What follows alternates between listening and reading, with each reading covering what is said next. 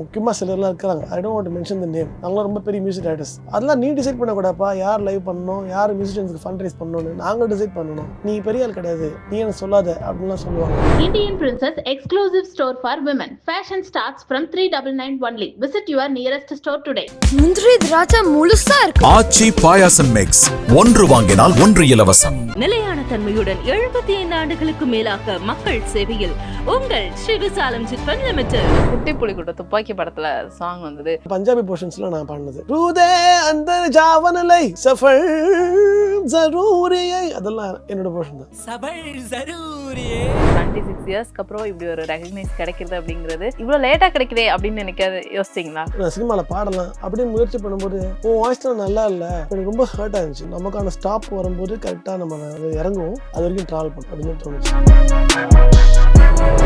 Childhood எப்படி இருந்தது உங்க சைல்ட்ஹுட்? படிப்பும் விட்டாச்சு. எங்கள் அம்மா எனக்காக காலேஜில் போய் டிசி வாங்கிட்டு வந்தாங்க. பையன் கச்சேரிக்கு போகிறான், அதில் தான் ஃபேமிலியும் ரன் ஆகிட்டு இருந்துச்சு. டவுன் ஆகும்போதெல்லாம் விட்டுட்டு போயிடலாம்லாம் தோணும் எனக்கு. அதுவும் பண்ணியிருக்கேன், பட் என்னால் முடியல. குவிட் பண்ணிடலாம், இது போராட முடியல அப்படின்ற தாட் எப்போ வந்தது உங்களுக்கு? நான் சினிமா இண்டஸ்ட்ரி விட்டு வேணா குவிட் பண்ணலாம்னு நினச்சிருக்கேன். மியூசிக் விட்டுலாம் சத்தியமாக கிடையாது, என்னால் இருக்க முடியாது. நான் எழுதி கூட கொடுத்துருக்கேன், இன்றைக்கி நான் சாகிற வரைக்கும் பாடுறேன். முக்கியமாக சிலர்லாம் இருக்கிறாங்க. I don't want to mention the name. அவங்களாம் ரொம்ப பெரிய மியூசிக் டைரக்டர்ஸ். அதெல்லாம் நீ டிசைட் பண்ணக்கூடாப்பா, யார் லைவ் பண்ணணும், யார் மியூசிஷியன்ஸ்க்கு ஃபண்ட் ரைஸ் பண்ணணும்னு நாங்கள் டிசைட் பண்ணணும். இதுக்குள்ளே ஏன் ஈகோ வருதுன்னு எனக்கு தெரியல. நீ பெரிய ஆள் கிடையாது, நீ எனக்கு சொல்லாத அப்படின்லாம் சொல்லுவாங்க. என்கிட்ட பேசுறதுக்கு முன்னாடி அவங்க யோசிச்சுட்டு பேச நல்லது. என்ன சார் மிரட்டுற மாதிரி இருக்கு? மறைமுகமா யாரும் துச்சமா நினைக்கூடாது. அடிக்கடி பாடுவேன், யாரையும் தூசை போல துச்சம் என்று எண்ணாது என்றால் ரயிலே இல்லை மறவாது. ராஜா சார் அப்படின்னு சொல்லும் போதே அவர் எல்லாருக்குமே ஒரு ஆச்சரியம். எப்படி இது இவர் கம்போஸ் பண்ணாரு, எப்படி இவருக்கு இது தோணுச்சு அப்படின்னு ஏதாவது இருக்கா? தென்னிறம் பசும் பொன்னிறம் தேவரை வம்சமும், அப்படி ரொமான்டிக் சாங்கா இருக்கட்டும், இல்லைன்னா தண்ணி தொட்டி தேடி வந்த கண்ணு குட்டின்னா, எல்லா எமோஷன்ஸும் எப்படி அவர் கொடுக்குறாரு அப்படிங்கிற கேள்வி. இப்போ இண்டிபெண்டன்ட் மியூசிக்னு வந்துருச்சு, நிறைய பேர் இண்டிபெண்டன்ட் அவங்களே சாங் ஆல்பம் சாங் கொடுக்குறது. அதெல்லாம் நீங்க ட்ரை பண்ணுங்க. நிறைய பேர் கேட்பாங்க இண்டிபெண்டன்ட் பண்ணு அப்படின்னா எனக்கு ஒரு அங்கீகாரம் கிடைக்கணும், ஏதாச்சும் ஒரு அதிசயம் நடக்கணும் அப்படிங்கிறத நான் வெயிட் பண்ணிட்டு இருந்தேன். ஆனஸ்ட்லி இதெல்லாம் லைன் அப் நிறைய. அண்ட் தென் நீங்க நிறைய சாங்ஸ் பார்க்கும்போது எனக்கு என்னன்னா அந்த குட்டி புலிக்குட்ட துப்பாக்கி படத்துல சாங் வந்தது பாடினீங்க அப்படின்றப்போ அதுல நிறைய திப்பு சார், ஹரிஹரன் அந்த சாங் மெயினா பண்ணது ஹரிஹரன் சார் தான். ஓகே, திப்பு சாரும் பேட்ச் அப் பண்ணியிருப்பாரு. அண்ட் எனக்கு இந்த பஞ்சாபி போர்ஷன்ஸ்லாம் நான் பாடினது டிங்கு டிங்கு டிங்கு டிங்கு டிங்கு டிங்கு டங்கு டிங்கு டங்கு டிங்கு டிங்கு டிங்கு டிங், அதெல்லாம் என்னோட பாடுது. So it's a combination of. அந்த ஸ்டார்டிங்ல அந்த பஞ்சாபி ரூதே அந்தர் ஜாவனலை சஃபல் ஜரூரியை, அதெல்லாம் என்னோட போர்ஷன் தான். ஆனா எங்களுக்கு அதாவது நான் தேடிட்டே இருந்தேன் அந்த பாட்டை. நான் இப்போ போட்டுட்டு இதுல எந்த போர்ஷன் ஒரு பாடிருப்பாரு அப்படின்னு தேடிட்டே இருந்தேன். ஆனா தெரியவே இல்லை சுத்தமா. ஒரு ரியல் பஞ்சாபி வச்சு பாடினா எப்படி இருக்கும் அப்படிதான். ஹாரி சார் கேட்கும் போது நம்ம சென்னைக்கார மாதிரி தெரியக்கூடாது, பஞ்சாபிக்காரனாவே பாடணும். ட்ரைனிங்ல எடுத்தீங்களா அதுக்கு? இல்ல நாங்க லிரிக்ஸ் மட்டும் ஃப்ரெண்டு கிட்ட கேட்டு ஏதாச்சும் பஞ்சாப் லிரிக்ஸ் வேணும்னு சொல்லி கேட்டு வாங்கி அது பாடணும், ட்ரை பண்ணணும். ஸோ பேசிக்காக நிறைய மியூசிக் கேட்கணும்ல. So you know how to deal with modulation of language. எனக்கு என்னன்னா ஒரு 26 இயர்ஸ்க்கு அப்புறம் இப்படி ஒரு ரெகக்னைஸ் கிடைக்கிறது அப்படிங்கிறது ரொம்ப சந்தோஷமான ஒரு விஷயமா இருக்கும். ஏன்னா கலைஞர்களுக்கு அதுதானே முக்கியம், ஒரு அங்கீகாரம் அப்படிங்கிற ஒரு விஷயம். இப்போ அது கிடைக்குதுன்னா உங்களுக்கு ஒரு சந்தோஷம் இருக்கிறத தாண்டி இவ்வளோ லேட்டாக கிடைக்குதே அப்படின்னு நினைக்காது யோசிச்சிங்களா? இல்லை, எனக்கு லேட்டுன்னு தோணலை, எனக்கு கிடைக்கணும்னு தான் நான் தேடிட்டு இருந்தேன். பட் என்னைக்கு வரட்டும். ஒரு விஷயம் மட்டும் எனக்கு தெரியும், நமக்கான ஸ்டாப் வரும்போது கரெக்டாக நம்ம அந்த பஸ்லேருந்து அங்கே இறங்குவோம், அது வரைக்கும் ட்ராவல் பண்ணுவோம் அப்படின்னு தோணுச்சு. கொஞ்சம் காலம் தள்ளி கிடைக்குது அப்படின்றப்போ நமக்கு சில விஷயங்கள் தோணும், முன்னாடியே இது கிடைச்சிருந்தா நமக்கு இப்படியான வாய்ப்புகள் இருந்திருக்கும், இது இப்போ அமைகிறதால இத்தனை வாய்ப்புகளை நம்ம தவற விட்டுருக்கோமே அப்படின்னு ஏதாவது இருக்கா? இல்லை, நான் ஏன் கிடைக்கலன்னு நினைக்கும் போது நான் ஏன் மேலே சில ப்ளேம் போட்டுப்பேன். மேபி நான் மிஸ் பண்ணிட்டணும், எனக்கு கிடைச்ச சான்ஸ் நான் மிஸ் பண்ணிட்டு இருக்கணும். கிடைச்சிருக்கோம், எனக்கு வாய்ப்பு கிடைச்சிருக்கோம் நிறைய முறை, நான் தான் மிஸ் பண்ணியிருக்கிறேன். மேபி நான் சரியாக பர்ஃபார்ம் பண்ணாமல் இருந்திருக்கலாம், இல்லை இந்த மியூசிக் டைரக்டருக்கு நான் இன்னும் இம்ப்ரெஸ் ஆகாமல் பாடாமல் இருந்திருக்கலாம். இந்த மாதிரிலாம் என்னென்ன ப்ளேம் பண்ணிப்பேன். ஏன்னா நான் I always want to do that, because அப்போ தான் நான் கற்றுக்க முடியும், நான் அடுத்து மூவ் ஆன் பண்ண முடியும்னு எனக்கு தோணுச்சு. எனக்குமே ஒரு விஷயம் இருக்குது, நாம் பண்ணி ஏதாச்சும் ஒன்று சூப்பராக ஆச்சுன்னு சொன்னால் அதுக்கு கிரெடிட் நான் எடுத்துக்கிறதுக்கும், அண்ட் ஒன்று சொதப்பிச்சுன்னு சொன்னால் மற்றவங்க மேலே பழகி போடுறது இட் ஓன்ட் பி ஒரு பாசிட்டிவான விஷயமா எனக்கு தெரியல. அது நல்லதுக்கும் நான் தான் பொறுப்பு, எனக்கான கெட்டதுக்கும் நான் தான் பொறுப்புங்கிறது நான் முழுசாக நம்புகிறேன். ஸோ என்னோட வாட்ஸ்அப் ஸ்டேட்டஸ் பார்த்தீங்கன்னா கூட தீதும் நன்றும் பிற தர வாராங்கிறது நான் ஸ்ட்ராங்காக போட்டிருப்பேன். நான் அதை வச்சிருக்கேன். அதெல்லாம் அப்படியா? பயங்கரமா பிலீவ் பண்றவங்க. ஸோ அதுதான் உண்மையும் கூட. நாம தான் காரணம், எங்கேயும் மிஸ் பண்ணிட்டோம் அப்படிங்கிறத நான் உணர்ந்துட்டே இருந்தேன். But I need one more chance தேவை, எனக்கு வேணுங்கிறத நினச்சிட்டே இருந்தேன்.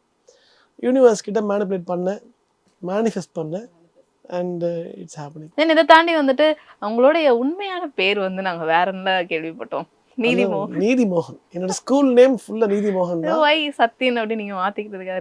எங்கள் அம்மா தான் விருப்பப்பட்டாங்க. எனக்கு அந்த சினிமாவில் ஒரு ஓப்பனிங் கிடைக்கணும்னு ட்ரை பண்ணிகிட்டே இருந்தோம் டைம். அது எங்கள் அம்மா தான் எனக்கு மேலே ட்ரை பண்ணாங்க. ஸோ அவங்க வந்து சரி பேர் மாற்றினா நல்லா இருக்குமாப்பா, அவங்களுக்கு அந்த நம்பிக்கைலாம் உண்டு. சரி அவங்க நான் வேணாம் சொல்லிகிட்டே இருந்தேன். எனக்கு நீதிமோகன் பேர் ரொம்ப பிடிக்கும். சரி ஓகே, அம்மா ஆசைப்பட்டாங்க, ஒய் நாட்னு சொல்லி நியூமராலஜிக்கு போய் பார்த்து பார்க்கும்போது அவங்களுக்கு நான் சொன்னேன், எனக்கு நீதிமோகன் பேர் தான் பிடிக்கும், அதே மாதிரி ஒரு பேர் சொல்லுங்கள் அப்படின்னு சொல்லும்போது அவங்க என் கை ரேகையெல்லாம் பார்த்து இந்த மாதிரி ரேகையை புக்லேயே இல்லைடா அப்படின்னு எனக்கு கலாச்சிட்டாங்க. சரி நான் வேறு மாதிரி பண்ணி ஒரு 2 நாள் ரிசர்ச் பண்ணி நியூமராலஜி பார்த்து பண்ணுவோம்னு சொல்லி நம்பர் சர்ச் பண்ணாங்க. சத்தியம். எனக்கு என்னன்னா இப்போ நிறைய பேர் உங்கள்கிட்ட பேசியிருப்பாங்க, இப்போ இப்படியாச்சு நம்ம அதெல்லாம் வேண்டாம்.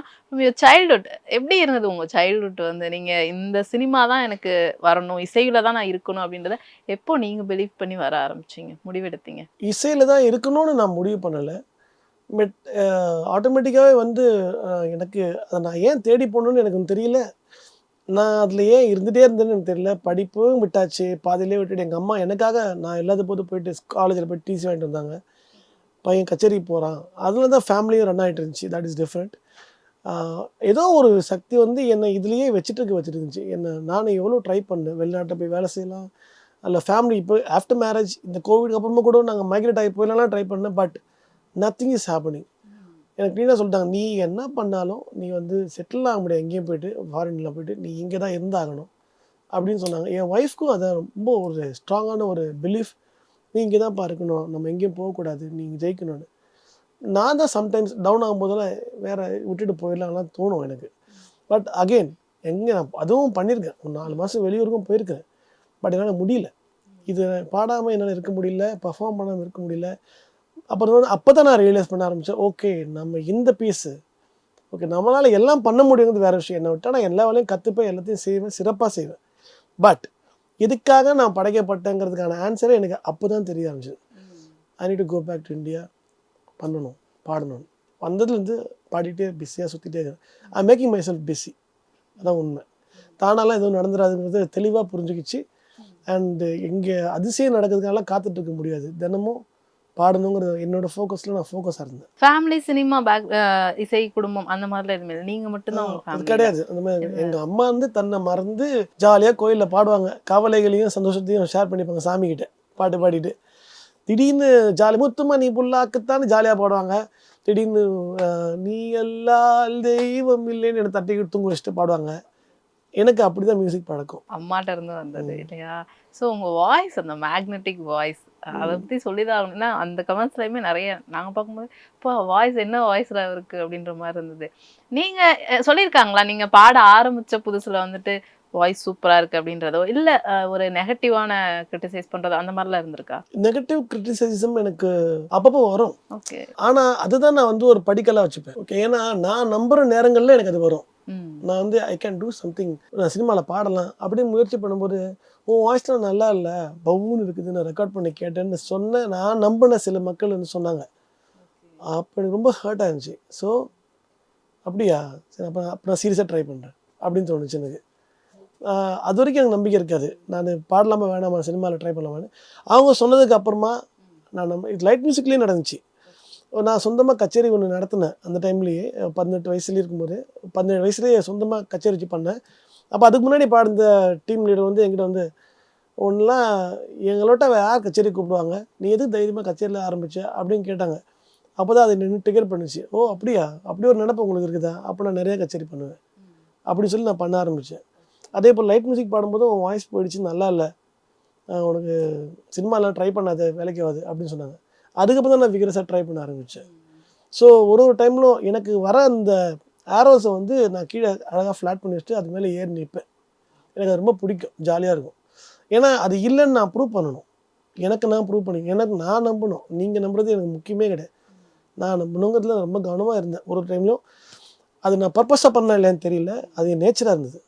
I am blessed to be like that. So ஒவ்வொரு தடவையும் வர அந்த ஆரோஸ்லாம் தூக்கி வச்சு இருங்க இப்போ நான் அதை பண்ணி காட்டுறேன் உங்களுக்கு இல்லைன்னா ஒரு சொல்றேன் நாள் இது முடியாதுன்னு சொன்னால் அவ்வளோதான்.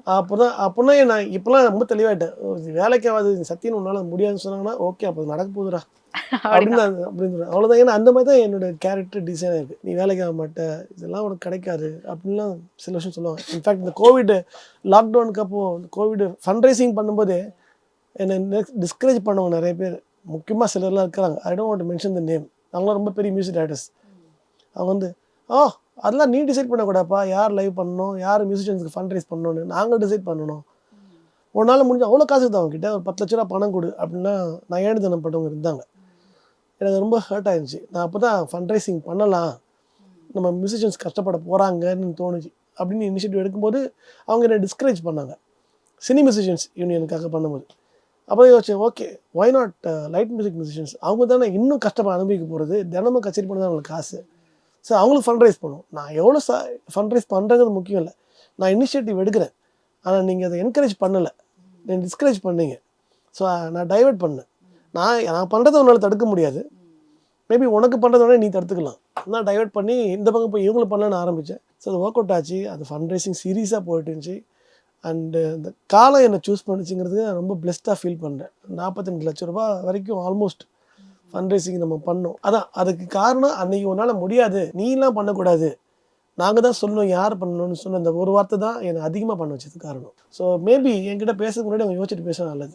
என்ன சார் மிரட்டுற மாதிரி இருக்கு சொல்கிறேன், மறைமுகமா யாரையுமே யாரும் துச்சமாக நினைக்கூடாது. நான் ஒரு பாட்டு என்னோட ஷோஸில் அடிக்கடி பாடுவேன். யாரையும் தூசை போல துச்சம் என்று எண்ணாதே, திருகாணி இல்லை என்றால் ரயிலே இல்லை மறவாரே, என்னை ரோட்டில் எறிந்தது உனது விதி, நான் சாலை மனிதனின் பிரதிநிதி, பிறக்கும் போதே விழித்து கொண்டேன், அன்னையின் கருவினில் புரண்டதும் பாட தொடங்கி விட்டேன். இப்படிதான் நான் பாடுவேன். பிகாஸ் அதுதான் ட்ரூ. யாரையுமே நம்ம துச்சமாக நினைக்க முடியாது. எல்லாருக்குள்ளேயும் ஒரு சக்தி இருக்குது. அதை நீங்கள் மதிக்கலாம் கூட பரவாயில்ல, அதுக்குன்னு ஏளனப்படுத்தாதீங்க. If you are not interested, stay away and stay silent, but don't trigger someone. அது என்னமா கேரக்டருக்கு இப்படி தான் ரிசல்ட் ஆகும். இப்போது வந்து ஒரு நல்ல விஷயம் பண்ணுறதுக்காக ஒரு இனிஷியேட்டிவ் எடுக்கிறோம் அப்படின்றப்போவே அதுக்கே வந்து நீங்கள் சொன்ன மாதிரி நிறைய ஒரு சில எதிர்ப்புகள், நீ எப்படி இதை பண்ணலாம் அப்படின்ற மாதிரி இருக்கும்போது, சினிமாவில் நம்ம ஒரு சிங்கராக வரணும் அப்படின்றப்போ நிறைய விஷயங்களை தாண்டி தான் நீங்கள் வந்திருப்பீங்க. இன்றைக்கி இங்கே இருக்கீங்கனாலுமே நிறைய ஸ்ட்ரகிள்ஸாக இருக்கட்டும், நிறைய பாலிடிக்ஸ் ஃபேஸ் பண்ணுறதா இருக்கட்டும், இதெல்லாம் கடந்து வந்திருப்பீங்க. என்னைக்காவது நீங்கள் சொன்ன மாதிரி குவிட் பண்ணிடலாம், இது போதும், இங்கே என்னால் இவங்களோட வந்து என்னால் போராட முடியல அப்படின்ற தாட் எப்போ வந்தது உங்களுக்கு? குவிட் பண்ணலான்னு நான் சினிமா இண்டஸ்ட்ரி விட்டு வேணால் குவிட் பண்ணலான்னு நினச்சிருக்கேன். மியூசிக் விட்டுலாம் சத்தியமாக கிடையாது, என்னால் இருக்க முடியாது. எழுதி கூட வச்சுக்கிறேன், நான் எழுதி கூட கொடுத்துருவேன். இன்றைக்கி நான் சாகிற வரைக்கும் பாடுவேன். ஸோ என்னால் அப்படி இருக்க முடியாது. சினிமா இண்டஸ்ட்ரி மேபி அங்கே வந்து ஃபேவரட்டிசம் அதிகமாக இருக்குது. எனக்கு பிடிச்சவனுக்கு நான் கொடுக்குறேன், இவன் மேபி என்ன நான் வரக்கூடாதுன்னு நினச்சி சில என்னை வந்து ஸ்டாப் பண்ணுறதுக்காக யாராச்சும் அவங்களுக்கு தேவையானவங்களை கொண்டு வந்து முன்னாடி வைப்பாங்க. அது எனிதிங் எதுவாக வேணால் வந்துட்டு போட்டோம். நான் வந்து யாரையும் ஃபோக்கஸ் பண்ணியும் டார்கெட் பண்ணியும் சொல்லலை. இந்த ஜாதி, இந்த மதம், இந்த இனம் அதெல்லாம் மொழியெலாம் சொல்ல. பட் எனக்கு பிடிச்சவன்னு ஒரு விஷயத்த நீங்கள் வந்து கொண்டு வந்து டிசவான ஆளை அவாய்ட் பண்ணும்போது அங்கே வந்து நியாயமாக நடக்கிற விஷயம் தடுக்கப்படுது. அதை நான் எனக்கு பார்த்தேன். எவ்வளோ கோவம் வரும்? அப்போ கோவம் வரும். அது வந்து ஏன்னா நீ ஒரு ட்ரூ மியூசிஷியனாக இருந்தனா உன் மியூசிக் தான்டா நீ பார்க்கணும். நீ ஏன்டா அங்கே ஃபேவரட்டிசம் கொண்டு வர, உனக்கு பிடிச்சன்னு ஏன்டா நீ கொண்டு வர, அது தப்பு இல்லையா உனக்கு தெரியலையா? அவன் நல்லா அவன் பண்ண மாட்டான், எனக்கு அந்த கோவம் வரும். அவன் என்னோட சூப்பராக பண்ணானா நான் தான் ஃபஸ்ட் ஆள் கை தட்டுவேன், அவன் எழுந்து மிஸ்டர் அடிப்பேன், மச்சான் சூப்பரான். But you are not doing the correct thing. நான் அவனை எஜுகேட் பண்ண போனாலும் அவன் என்னை வந்து ஒரு துச்சமாக பார்க்குறான், நீ யார் எனக்கு சொல்கிறதுக்கு அப்படின்னு பார்ப்பான். ஸோ இது நான் பார்த்த மியூசிக்கை அவங்க பார்க்கல. இதுக்குள்ளே ஏன் ஈகோ வருதுன்னு எனக்கு தெரியல. நீ பெரிய ஆள் கிடையாது, நீ எனக்கு சொல்லாத அப்படின்லாம் சொல்லுவாங்க. அப்போலாம் ரொம்ப கஷ்டமாக இருக்கும். ஸோ உங்கள் கூடலாம் இருக்கிறதுனால தானே உங்களுக்கு அது நான் என்ன நீங்கள் ஹர்ட் பண்ண உங்களுக்கு தோணுது. உங்களை விட்டு நான் வெளியே வரேன். உங்களை ஓவர்டேக் பண்ணணும், உங்களை தாக்கணுங்கிறதுலாம் எனக்கு இன்னும் இல்லை. உங்களை விட்டு நான் வெளியே போயிடுவேன். That's all. If I'm not comfortable I won't be in that situation, I will come out. That's all. நான் வெளியே போகிறனால நீ தெரிஞ்சுக்கலாம் நீ தப்பு பண்ணுறேன்னு, அப்படிங்கிறது என்னோட முடிவு. ஸோ நான் யாரையும் ப்ளேம் பண்ண விரும்பல. என்னால் இங்கே இருக்க முடியாது, நான் கிளம்புறேன். அந்த இசைக்குள்ளேயே இருக்கீங்க இல்லையா? இசை வந்து எல்லாருக்குமே ஒரு மருந்து. எப்போவுமே காயப்பட்டவர்களுக்கும் சரி, சந்தோஷமா இருக்கவங்களுக்கும் சரி, எல்லா நேரமும் நம்ம எடுத்துக்கிற ஒரு விஷயம். நீங்க வந்து ரொம்ப சோகமா இருக்கப்போ கேட்குற ஒரு பாட்டு அப்படின்னா என்ன பாட்டு? சோகம் இல்லை, நான் எப்போல்லாம் இம்பேலன்ஸ்டாக இருக்கணும் அப்போல்லாம் வந்து திருவாசகம் தான், ராஜா சாருடைய திருவாசகம் தான். அது ஃபுல்லாக கேட்பேன். ஒரு சில பாயிண்ட்லாம் அப்படியே பறந்துட்டு இருக்க ஃபீல்லாம் இருப்பேன் நான், என்னை மறந்துடுவேன். அந்த மாதிரி ஒரு எப்பவுமே அதுதான். ராஜா சார் அப்படின்னு சொல்லும்போதே அவர் வந்து எல்லாருக்குமே ஒரு ஆச்சரியம், வாவ் என்ன மாதிரியான ஒரு மனுஷன் இவரு அப்படின்ற மாதிரி. பட் உங்களுக்கு இப்போ இந்த சாங் சொன்னீங்க இல்லையா, அந்த சாங்ல வந்து கேட்கும்போது எப்படி இது இவர் மண்டைக்குள்ள தோணுச்சு அப்படின்னு எனக்கு தோணுச்சு அப்படின்னு ஒரு விஷயம் ஷேர் பண்ணீங்க. அதே மாதிரி வேற என்னென்ன சாங்லாம் கேட்கும்போது எப்படி இது இவர் கம்போஸ் பண்ணாரு, எப்படி இவருக்கு இது தோணுச்சு அப்படின்னு ஏதாவது இருக்கா? ஐயோ, எல்லா பாட்டுமே அப்படிதாங்க. எல்லா பாட்டுலையுமே ஒரு மேஜிக் வச்சுட்டே இருப்பார் அவர். நிறையா பாட்டுங்கள்லாம் இதெல்லாம் வந்து நான் சொன்னல, இந்த பாட்டுலாம் அப்படிதான். சில டியூனே அப்படிதான் இருக்கும். பிள்ளை நாளை பார்க்குமே என எங்கே என்று கேட்குமே, பயங்கரமான ஒரு சாங். அது மாதிரி அந்த மோடா இருக்கட்டும், இல்லை அப்படியே தென்னிறம் பசும் பொன்னிறம் தேவரை வம்சமோ, அப்படி ரொமான்டிக் சாங்காக இருக்கட்டும், இல்லைன்னா தண்ணி தொட்டி தேடி வந்த கண்ணு குட்டின்னா வாட் எவர் இட் மேபி, அவர் எப்படி அதெல்லாம் பண்ணுறாங்குது எனக்கு எப்பவுமே ஆச்சரியம். இந்த ஒரு மனுஷனால ஞானியமாக இருந்துக்கிட்டு எல்லா எமோஷன்ஸும் எப்படி அவர் கொடுக்குறாரு அப்படிங்கிற கேள்வி அது அப்படியே இருக்கும். எல்லாருமே மியூசிக்கோட இன்ஸ்ட்ருமெண்டேஷன் பெர்முடேஷன் காம்பினேஷனில் பண்ணுறாங்க, ஆனால் அந்த டியூன்லேயே அதை கொடுத்துருவாரு. இது எம்எஸ்வி சாரும் பண்ணிருக்காரு, அதான் சார் பயங்கரமாக அதை கையாண்டிருப்பார். அது ரொம்ப ஆச்சரியமாக இருக்கும். அவரோட தோற்றத்துக்கும் அவர் கொடுக்குற படைப்புக்கும் அப்படியே கான்ட்ராஸ்ட் ஆகும். வா வா பக்கம் வா, அதெல்லாம் என்னங்க அது, அந்த மியூசிக்கே மேஜிக் தான். அந்த படத்தில் இருக்க மியூசிக்லாம் என்ன கார்டிங், என்ன western, oh my god, is a miracle. So எல்லா விஷயத்துலையுமே ஒரு எவால்வ் ஆகிற விஷயங்கள்லாம் இருக்குது, நம்ம ஹியூமனாக இருக்கட்டும். ஸோ இசையிலையுமே அது இருக்கு இல்லையா? அப்போது எம்எஸ்வி சார், ராஜா சார், ரஹ்மான் சார், அதுக்கப்புறம் ஹாரிஸ் சார், யுவன் சார், அப்படியே அடுத்தடுத்து ஒவ்வொரு இசை மாறிட்டு இருக்கும்போது இப்போ கரண்ட்டில் இருக்க மியூசிக் டைரக்டர்ஸாக இருக்கட்டும், அவங்க கொடுக்குற இசைகளாக இருக்கட்டும், அதெல்லாம் பார்க்கும்போது உங்களுக்கு என்ன தோணும், அந்த மாற்றங்கள்? இது நான் ஏற்கனவே சொன்ன மாதிரி தான், தியாகராஜ சுவாமிகளுடைய பிரெயின்லேருந்து உருவான அந்த கர்நாடக சங்கீதமாக இருக்கட்டும், Raja sir, MSV sir and Beethoven, Mozart எல்லாமே ஒரு தனி மனுஷனோட பிரெயின்லேருந்து வந்தது தானே. ஸோ இப்போ வர மியூசிக் அவங்களோட பிரெயின்லேருந்து வர்றது தானே. அது அவங்களுடைய மென்டல் ஸ்டேட்டஸை காட்டுது. ஸோ அவங்க எந்த அளவுக்கு மியூசிக்கில் மெச்சூர்ட் ஆகுறாங்க, அவங்க எந்த மாதிரி ஸ்டேட்டஸில் இருக்கிறாங்க, அவங்க பிரெயின் டிசைன் என்ன, அவங்க என்னெல்லாம் பார்க்குறாங்க. இது மியூசிக்கோட அவுட்புட் வந்து நம்ம எமோஷன் தாங்க. மியூசிக்கு நம்மளுடைய எமோஷன், நம்மளுடைய கேரக்டர், இது எல்லாமே அதை வெளிப்படுத்தும். க்ரியேஷன், அது க்ரியேஷன் வழியாக வெளியே வரும். அதான் உண்மைன்னு நினைக்கிறேன். இப்போ வரவங்களும் இந்த ஜென்ரேஷனுக்கு ஏற்ற மாதிரி அவங்க வந்து அவங்களோட க்ரியேஷனை கொடுக்குறாங்க. அது இந்த ஜென்ரேஷன் மக்களுக்கு கரெக்டாக சிங்க் ஆகுது. So everything is evolution, we have to accept that. நம்ம வந்து அதுலேயே ஸ்டிக் ஆகிட்டு அதுதான் பெஸ்ட்டு அப்படின்னு, அது பெஸ்ட்டாகவே இருந்தாலும் கூட அப்படியே ஸ்டிக் ஆகிட்டு நிற்கக்கூடாதுன்னு தான் சொல்லுவேன். If you want to learn, if you want to be in the trend, you have to adapt everything, you have to learn and you have to accept everything. அதுங்கிறது என்னோட ஸ்ட்ராங்கான கருத்து. Day by day update பண்ணி அவங்களுக்கு இன்னும் update day by day விட இன்னும் ஃபியூச்சரிஸ்டிக்காக நீங்கள் யோசிக்கணும் அப்படின்னு நினைக்கிறேன். கிரியேஷன் ஃபீல்டுக்கு ரொம்ப முக்கியமாக. எனக்கு நீங்கள் பாடுறதெல்லாம் தாண்டி உங்களுக்கு நடிக்கிறதுக்குள்ள ஏதாவது வாய்ப்பு வந்துச்சா? பாடுறதுக்கே யாரும் கூட மாட்டாங்க. அப்படி இப்போ இதுக்கப்புறம் வந்து ஏதாவது வாய்ப்புகள் வந்தா நீங்க நடிப்பீங்களா? தெரியாதுங்க எனக்கு. அதுக்கும் ட்ரை பண்றேன். நீங்க வேற பண்ணீங்களா? 2 பேரை கேட்டு பார்த்தேன். ஏன்னா ஏதாச்சும் ஒன்று பண்ணி மக்களுக்கு என் முகத்தை காட்டணும்னு ஒரு இது இருந்துச்சு. சரி நடிச்சா வருமா, சீரியல்ல நடி. என் ஃப்ரெண்ட்ஸு 2 பேர் சொன்னானுங்க, ஜானி யூஎஸ்லேருந்து. நான் சொல்கிறேன், நீங்கள் வந்து ஒரு ஹீரோ மெட்டீரியல், நீங்கள் நடிச்சே ஆகணும், நீங்கள் உங்கள் ஃபேஸ் ஸ்க்ரீனில் காட்டணும்லாம் என்ன சொல்லினே இருப்பார். நான் வந்து போயா நீ வேறு பாட்டே அவனை கொடுக்க மாட்டான்னு காரில் இருக்கிறேன் நான். அந்த மாதிரி சொல்லிட்டு எனக்கு அந்த இது இல்லை, ஐ மீன் வாட் தெரியாது, அது என் விஷயம்ல இல்லை நடக்குது. Super sir. ஸோ நிறைய விஷயம் ஷேர் பண்ணிக்கிட்டீங்க. அண்ட் உங்களோட வளர்ச்சி, அந்த நீங்கள் ஆரம்பத்துலேருந்து இப்போ வரைக்கும் இருக்க விஷயங்கள் இதெல்லாம் பார்க்கும்போது ரொம்ப ஆச்சரியமாக இருக்குது, சந்தோஷமாக இருக்குது. இன்னும் உங்களுக்கு எமோஷ்னலாக தான் இருக்கா? இல்லை இல்லை, அது சும்மா அது ஒரு வாட்டி வந்துச்சுல்ல, ட்ரிகர் ஆச்சுல்ல, அது கொஞ்சம் அப்படியே மெயின்டைன் ஆகும். ஓகே. ஸோ நிறைய விஷயம் ஷேர் பண்ணிக்கிட்டீங்க. அண்ட் இதுக்கப்புறம் நிறைய சக்ஸஸ் நீங்கள் பார்க்கணும், நீங்கள் நிறைய பாடுங்க, நாங்கள் கேட்டு வந்து என்ஜாய் பண்ணுறோம். அண்ட் ஃபைனலாக ஒன்று இப்போது நீங்கள் சொன்னீங்க யாருமே பாட வாய்ப்பு தரல அப்படின்னீங்க. இப்போ இண்டிபெண்டன்ட் மியூசிக்னு வந்துருச்சு, நிறைய பேர் இண்டிபெண்ட்டாக அவங்களே சாங், ஆல்பம் சாங் கொடுக்குறது, அதெல்லாம் நீங்கள் ட்ரை நிறைய நான் கம்போஸ் பண்ணி வச்சுருக்கேங்க. எனக்கு அது ரொம்ப பிடிக்கும். எனக்கு நிறைய மெலடி பாடணும் ஆசை. ஸோ அந்த மாதிரி நிறைய கம்போஸ் பண்ணி வச்சுருக்கிறேன். அண்ட் ஏன் இன்னும் ரிலீஸ் பண்ணாமல் வச்சுருக்கேன்னா நிறைய பேர் என்ன கேட்பாங்க இண்டிபெண்டன்ட் பண்ணுன்னு. நாம் பண்ண எந்த க்ரியேஷனுமே யாருக்குமே தெரியாமல் உட்காந்துருக்குது. மறுபடியும் இப்போ நான் இன்னொன்று பண்ணேன்னா அதுவும் யாருக்கும் தெரியாமல் தான் உட்காரும். ஸோ அது ப்ராப்பராக லான்ச் பண்ணணும், ஒரு ப்ராப்பரான லேபிள் சப்போர்ட் அந்த மாதிரி கிடைக்கணும். அப்படின்னா எனக்கு ஒரு அங்கீகாரம் கிடைக்கணும், ஏதாச்சும் ஒரு அதிசயம் நடக்கணும், அப்புறமா அதை ரிலீஸ் பண்ணணும் அப்படிங்கிறத நான் வெயிட் பண்ணிட்டு இருந்தேன். ஹானஸ்ட்லி இப்போ எல்லாம் லைனப்பில் நிறையா இருக்குது. அது சரி நடந்துருச்சு. இதுக்கப்புறம் ஆல்பம் சாங் நிறைய ரிலீஸ் பண்ண போறீங்க. நாங்கள் கேட்டு என்ஜாய் பண்ண போகிறோம். On the way.